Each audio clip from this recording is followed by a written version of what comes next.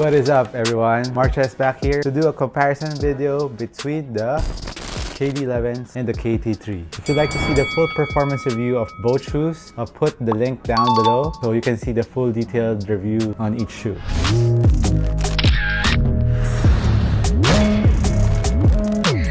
Alright, so let's start off with the materials. KT3 uses a mesh material that looks like a knit, very well ventilated, it's not that thick, very well structured, it doesn't stretch that much, which is good for support, while the KD11 uses the Primate, also very well structured on the toe part and on the lateral part, well cushioned, but the KD11 stretches a bit more compared to the KT3s. And as for the support, the thing that I love in this KT3 is that the lateral outrigger goes up all the way here, and it's a big ass lateral outrigger which is very supportive on your cuts and lateral movements, and it's very wide on the toe part, which is a good feature especially when you're always cutting doing side steps. The KD11, for me, I think it's not as supportive as the KT3s. The Primate just tends to stretch just a bit compared to the KT3 because it just have this as a support, the fused material here. As you can see, the lateral outrigger is not that visible here.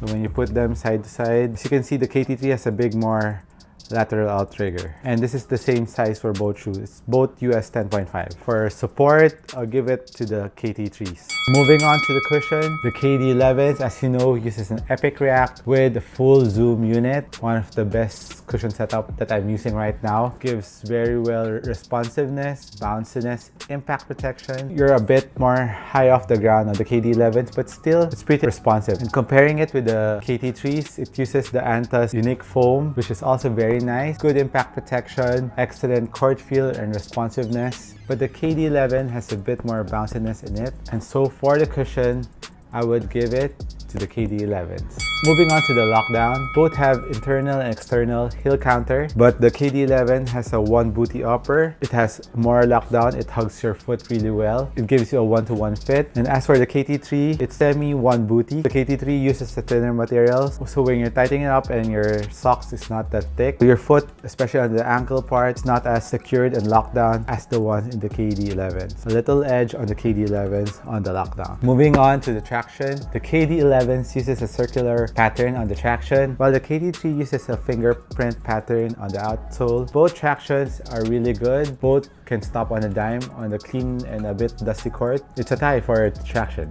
And for the flexibility part, the KT3 edges the KD11s. No break-in needed, really very flexible. At the same time, very responsive, springs back, while the KD11 needs to break in a bit more, and even if you have broken it in, still not as flexible as the KT3. So which one would I recommend? Both shoes has their own strengths. If you want more court feel, responsiveness, and a bit more flexibility, you can go with the KT3s. And if you want more bounciness, more lockdown feel, I'll suggest you go with the KD11s. KD11s is priced at $140 or 7,000 pesos, 7 plus, while the KT3s is around $100, which is around 5,000 plus pesos. So there's a 2,000 pesos difference on both shoes once again. So for me, you won't go wrong with both shoes. It's just a preference on what aspects of the shoe you like better. So bounciness and lockdown for the KD11s, court feel, flexibility, and ventilation will go to the KT3s. So that's it for my comparison between the KD11s and the KT3s. Hit me a comment down below if you agree with me. If you have one of these pair or both, join the raffle. If you haven't, it's free. This has been Marches once again, and see you on the next one. Cheers.